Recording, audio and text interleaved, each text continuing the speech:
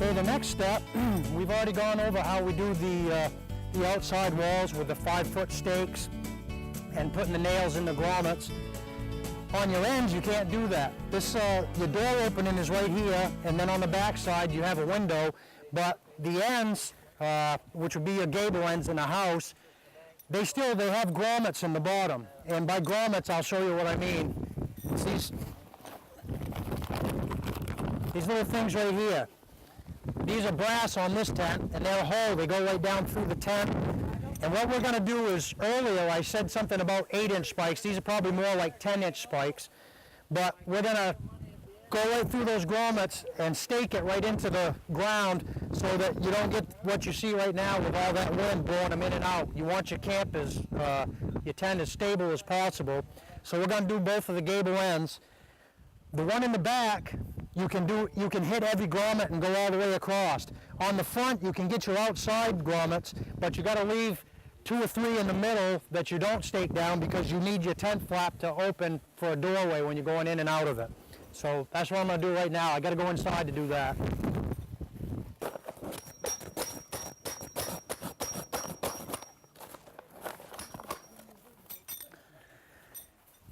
It's not a precise art. We could be a little fussier with it if we really wanted to, but basically that's all you're doing. I pound them till they're almost sunk into the ground, but I usually leave I leave a little bit so that when it's time to pick up, I can get my hammer up under it to start them, pull them up out of the ground. But this is real important. I learned the hard way. The first time I ever set the tents up, I set the sidewalls up with the stakes and the grommets, but on the ends, I found out that the stakes wouldn't go down through the grommets. They're too big. So we just set coolers and wood and stuff on them, thinking that was going to be enough, but bad idea. Sometimes in northern Maine, you get some pretty high winds, especially in September and October, and it makes for a wild night if you get high winds and your tent's coming in and out, and you can see out the back side of it.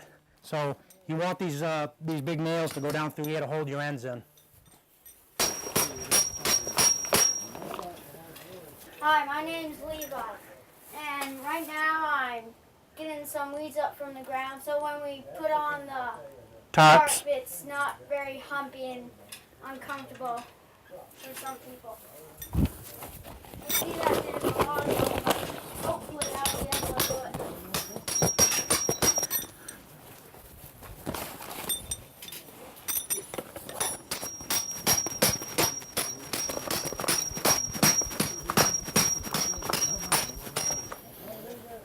Okay. Stakes right now, like I said, you want to leave your 2 end ones so that you can come in and out of the tent conveniently.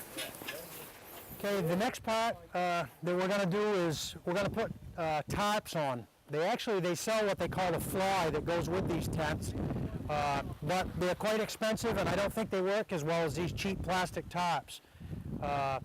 The canvas that these tents are made out of is water resistant, but it's not waterproof, so I recommend putting the tarps on, especially if you get heavy rain or especially snow. You're going to get some leaks if you don't tarp them. What's good about these plastic tarps is we sometimes leave these camps set up for deer season, and if you get a little bit of snow, it'll only build up about 1 inch or so, and then this plastic is so slippery and there's enough pitch on the roof, it'll slide right off and you don't end up with the leaks. But definitely, if you're going to set these tents up, tarp them afterwards. The tarps are cheap. The wind blows them around and they get ripped a little bit, but I've used these same tarps for at least 3 years. They don't cost that much money. When they get ripped up too bad, you just replace them. So that's what we're going to do now. We're going to put this tarp on and waterproof this tent.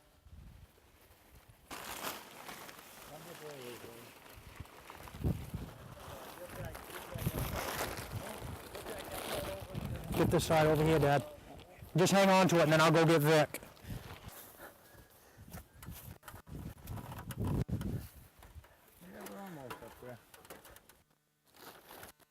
Get on the other side of me and I'll pass it to you.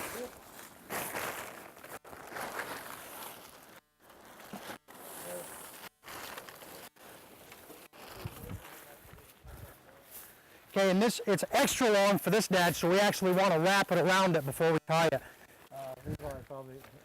You go ahead and tie it off and I'll hold it.